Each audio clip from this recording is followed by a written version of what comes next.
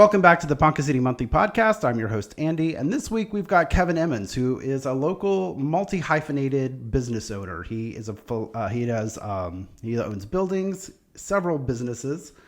So, Kevin, how are you doing today? I'm doing well, thank you. Yeah, so tell us a little bit, we were just talking a little bit about all the different businesses that you have. So just give me another little rundown of some of that stuff. Okay, well, we'll start at the West End then. Yeah. I'm doing a boutique hotel, a 6-room boutique hotel right next to the Ponca Theater.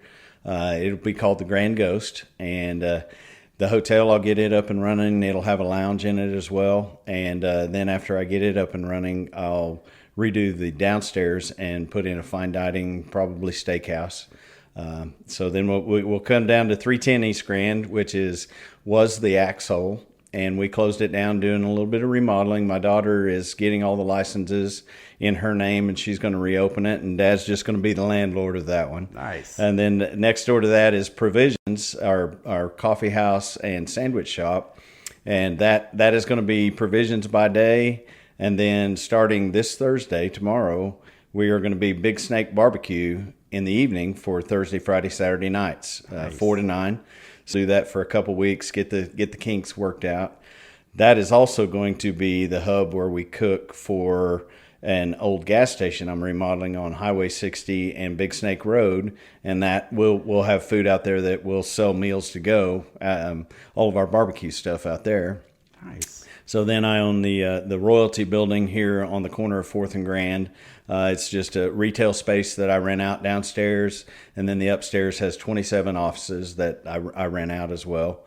Then I've got a couple other buildings that are future projects. The original Ponca City News Building at 3rd and Cleveland. That's kind of my big pie in the sky building. It has 10 apartments upstairs. I'm going to redo those to help hit a nice price range for single parents that are trying to turn their lives around, going back to school, doing the right things, and just need some help. Yeah. So, and then that also will have a restaurant in it and a couple retail spaces. My office is going to move into there, and then that leaves the full basement for a commercial kitchen and all the mechanical equipment. So that's kind of a rundown of I've got old warehouse on First that I kind of work out of. But other than that, that's kind of the rundown of what I have downtown and what I've got going on right now. Fantastic. So I want to go back and I want to start at the hotel. So where did you get the idea?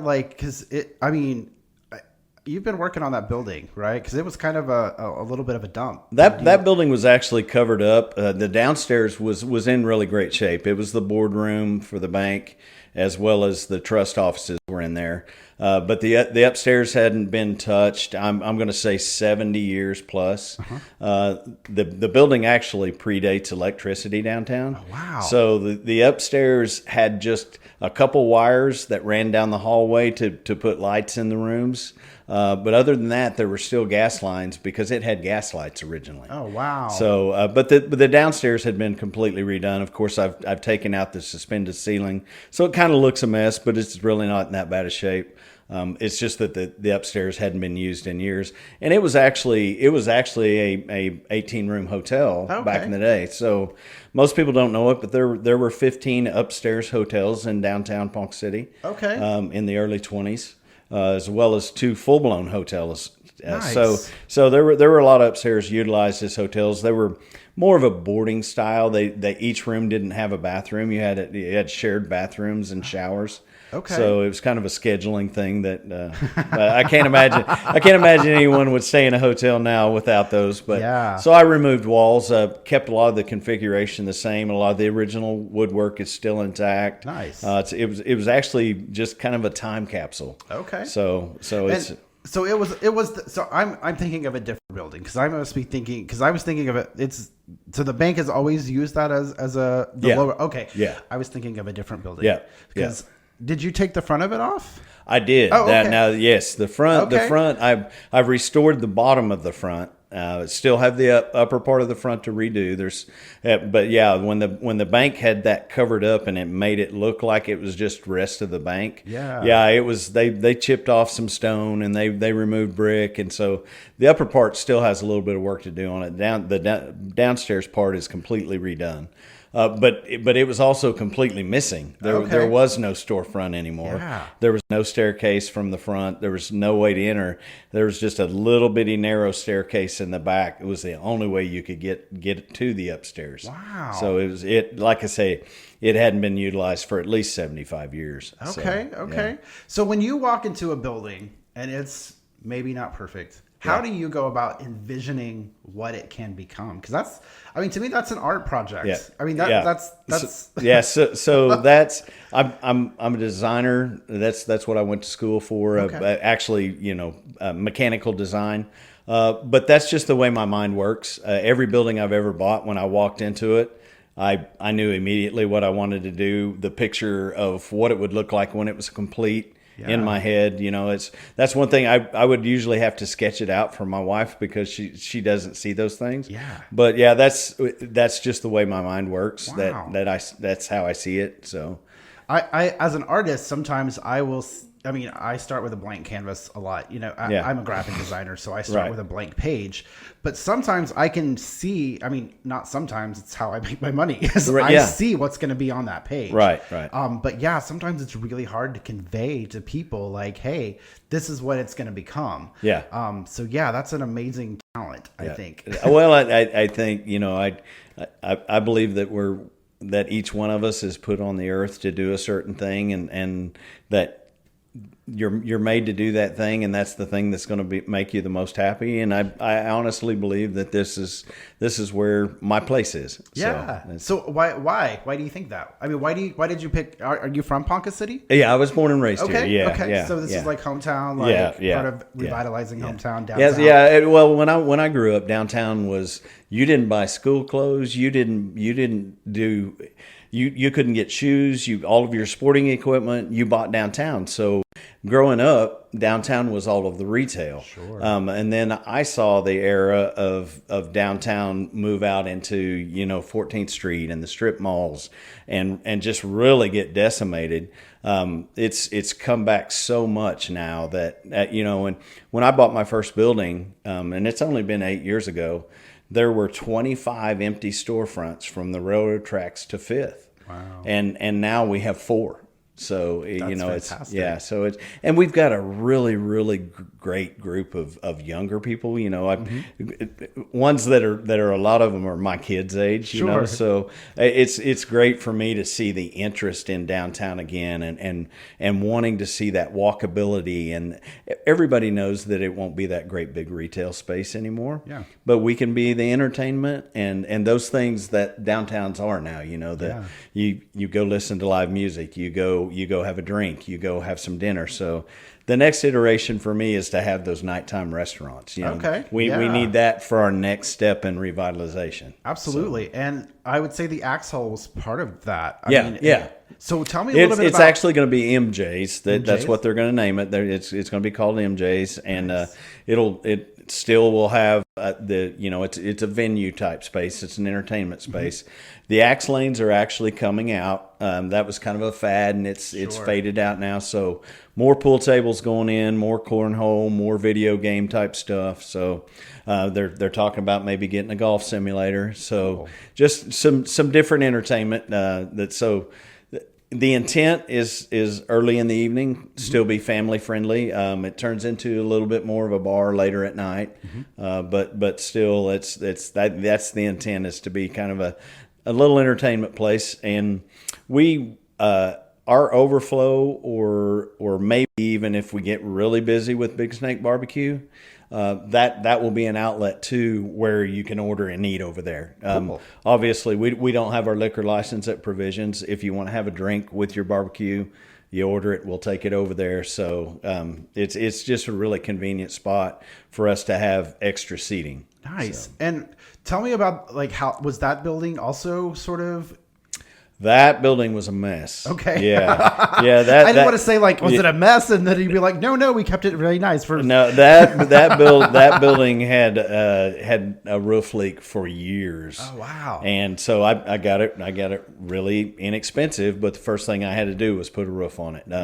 It had leaked long enough that all of the wood floor was rotted out, so all of the wood floor had to come out. And that's actually part of what we're doing is we're adding some additional flooring in there. For the axe hole, I had 5,000 square feet of AstroTurf in there, reclaimed AstroTurf. Wow. Worked great for the axe hole. But we took some out and put some more flooring down to have table seating area and a little bit more hard flooring. So that's part of what that remodel is. Did the AstroTurf come from anywhere fun?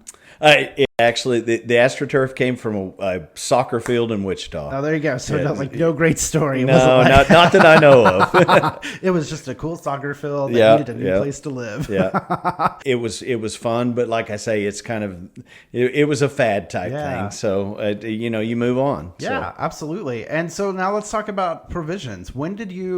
Were you always in the food industry, or is that something new that came along? No, Tracy and I, neither one had ever been in, not even worked in a restaurant. Nice. So, but a coffee shop at that time when we opened Provisions, a coffee and sandwich shop, was something that we needed downtown. We had Daily Grind for years, and it had been closed for 20 years or something like that.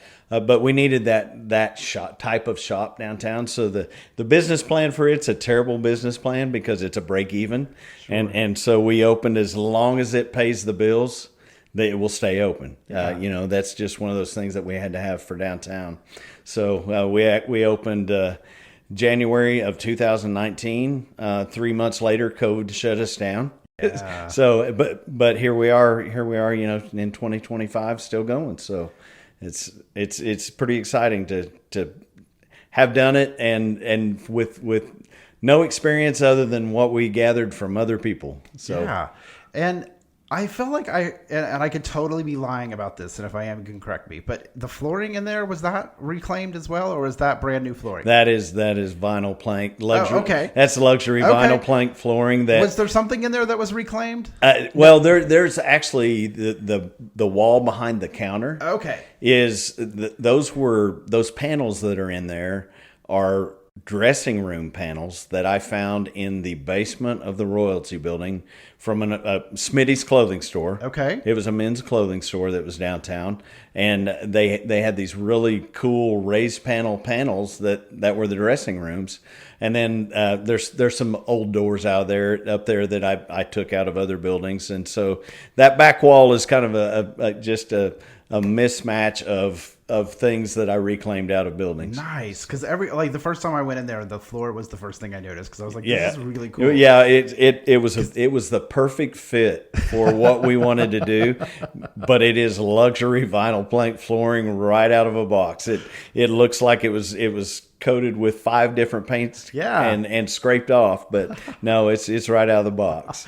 So when that opened, there was not a lot of coffee shops here. Do you think that's kind of funny the way that businesses work? Like you start a business and then it's like, oh, there's like now 20 of them. To me, it's kind of comical in a town, Ponca City size that we have as many coffee shops as we do.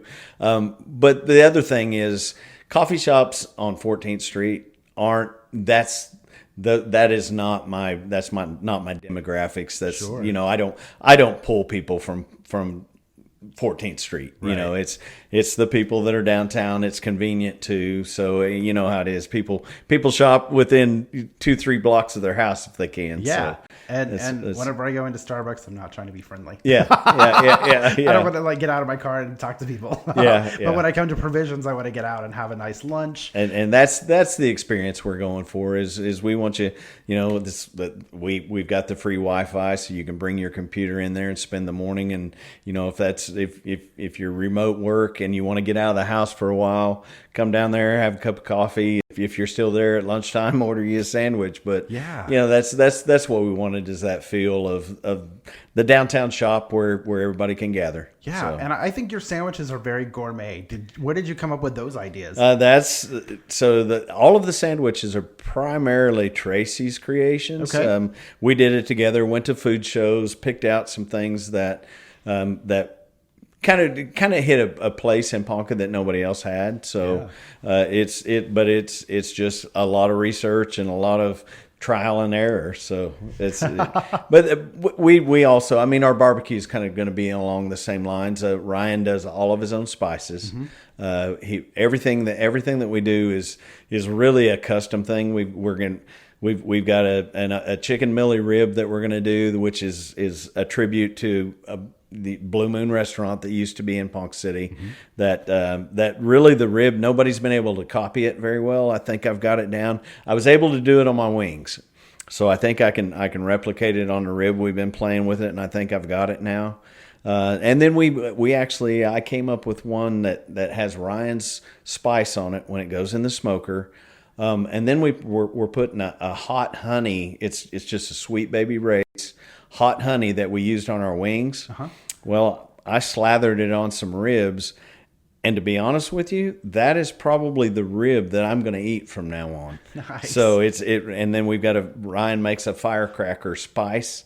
It's not really hot, not real spicy, but just a tiny bit of heat. But it's something that you can't get anywhere else, and it's something you've never seen at a barbecue place, you know. Yeah. So we're trying to do some things that was like, for me, it's to pull people to Ponca City. It's like, have you tried those ribs at that barbecue place in downtown Ponca City? And for me, I want to bring the tourism in here. I want those, and everybody benefits from it. You know, yeah. It's not just us. It's bring those people in here and get them to spend those tourist dollars. You know. Yeah, and you talked about it just briefly, and I want to go back to it. When you decide that you're going to make a rib and it's going to be your signature ribs, how many ribs do you have to eat in order to figure that out? Like, how many ribs have you cooked?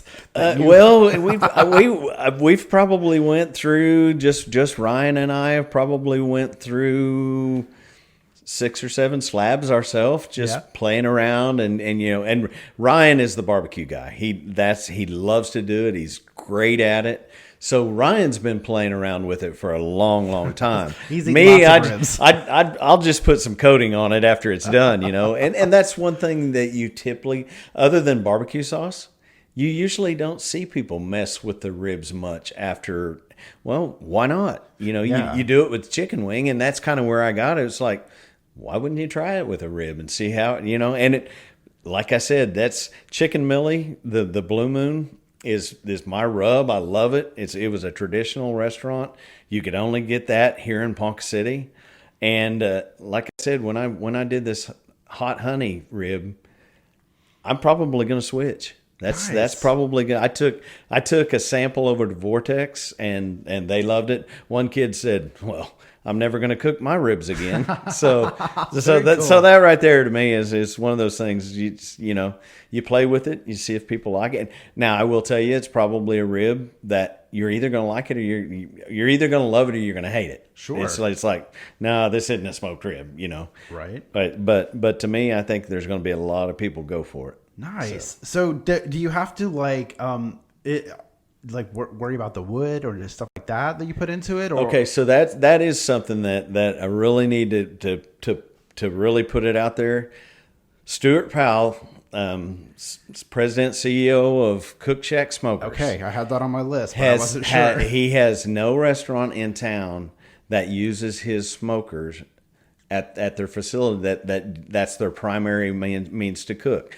So we are partnering with him. He's actually donated us a smoker. Nice. And we are going to be his outlet because he wants, right now when he has customers come, he has to smoke the food out at his shop and he feeds them in his break room. And so we're going to be his restaurant that he will send customers to go sample food off of his smoker. So it's great partnership. We also, Head Country is going to partner with us as well. So nice. those are things to promote Ponca City. For me to come to Ponca City and leave and not know that Cook Shack and Head Country are made in Ponca City. Yeah. I think as a town we failed, but we don't have any outlet stores for those, sure. So for me, it's we promote those, and we want to be that branded outlet where everybody knows that, the word gets out. Everybody knows that Head Country and Cook Shack. Cook Shack is actually international. Mm-hmm. They have outlets in the UK. Head Country, I know for a fact, is national, and so it's made right here in Ponca City, Nice. So and they're great companies, great people. So it's just, for me, it's a win for everybody. And we actually catered. Stuart he's been in Europe for 2 weeks, and called us up. He said, "Hey," he said, I do whatever Tuesday of the month that was. He said, I cook lunch for everybody, and he said, I've been gone and I completely forgot. So he calls us up Monday and he says, "Do you want to cater it for me?" So we actually got to cater Cook Shack for all of his employees using the smoker that, basically that he's donated us to promote his business. So that was, and then they loved everything that they had. So that was a really good, way to test it out. And are we on the right path? And all the employees out there, of course, they eat. They smoke, and Stuart plays with stuff, and so it was just one of those, affirmation that nice. we're doing it the right way. If the barbecue experts liked it, so I didn't know about Cook Shack until I moved here, right? And then you start learning about all the different things they do, and it's just amazing that we have that company that's here. Yeah, they have a pizza oven. Yep. We may go down the road and we'll have to do a little bit of rework in our kitchen, but we may go down the road and do one of their pizza ovens. And they have a line of charbroilers. They have the pizza ovens, and they like I said, Stuart, that's kind of his baby. He's kind of the design guru out there, and just a phenomenal person besides that. So. Yeah. So tell me about your properties that you own. I'm gonna point because I can't remember what that you said. The Royalty Building. The Royalty Building. Yeah. That building was built by E.W. Marlin. It was finished up in 1923. Had a famous architect designed it. It was actually designed after a church that E.W. Marlin saw in Mexico. So the 4th Street entrance would have been what the front of the church looked like. Oh, wow. That he built that building as retail. He had an office up there. His first office was in the corner office. So there's two offices that have private bathrooms. His, and catacornered across the hall was his vice president. They had private bathrooms, but other than that, there's a 3-stall bathroom for men and women at each end of the building upstairs. He actually built that originally. One of the primary retail businesses that had in it was a Piggly Wiggly. He had a grocery store for downtown. It was the first grocery store downtown was a Piggly Wiggly. So that was part of what that building was. And then, like I said, over the years, it's been paint stores. There's been paint stores in there. There's multiple clothing stores have been in there. So it's one of those buildings that just has stood the test of time. And it actually has there's about 6,000 square feet of the basement that's completely finished out, and it was a shelter for downtown. Okay. During the Cold War, it was also a bomb shelter. There's a part of the basement that's unfinished, and it still has rations in it. It has water and canned crackers. Oh, wow. That came from Vance Air Force Base in 1962. Wow. So there's a couple pallets of that still down there, but it's just a really cool old building. Nice. So what do you think is the future of downtown Ponca City? If you had to lay it out and think here's where it's going to go in 5 years, 5 to 10 years.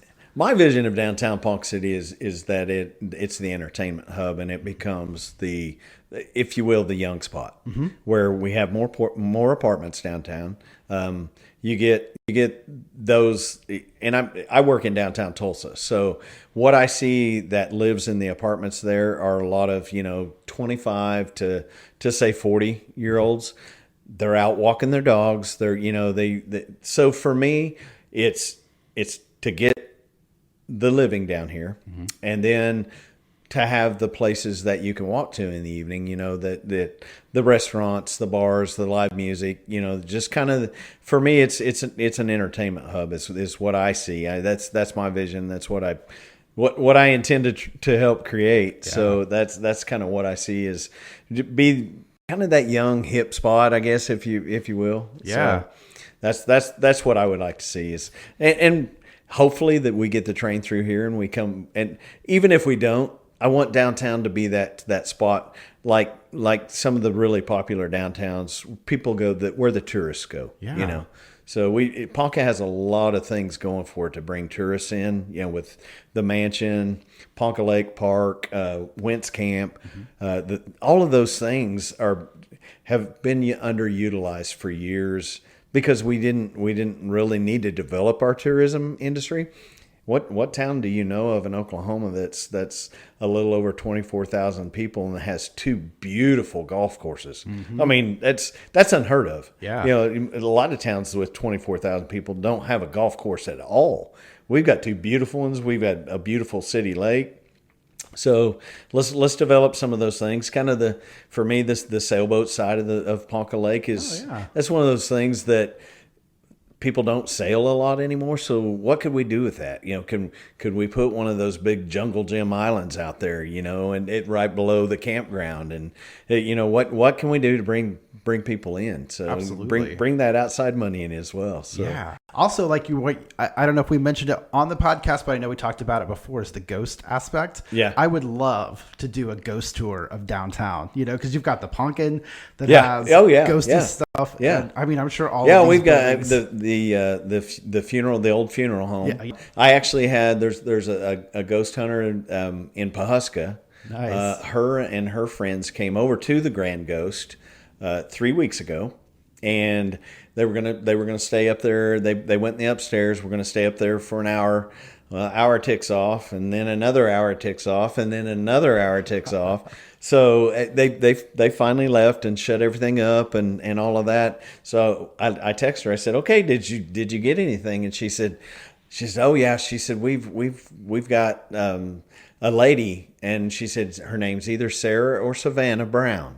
And I was like, okay. She said, I've got to do some searching into it. But yeah, that's when Christopher was the director at the Poncan. Yeah. He actually contacted me because I had looked at the old funeral home one time about buying it. I'm actually the only person that's been in there that was not their family in the last 15 years. They showed me the building. It literally looks like it was in full work mode on a Friday. They walked out, shut the door, and that's it. Oh, wow. You walk in there, and that's what it looks like. But when he was director at the Poncan, the Discovery Channel contacted him, and if they could get in the funeral home, they would do a nationally televised on Discovery Channel. They would do a ghost hunter show featuring the Poncan and that building. But understandably, the family didn't want to let them in. So that's, So I actually have a gentleman that there's a good chance he'll be my manager at the hotel.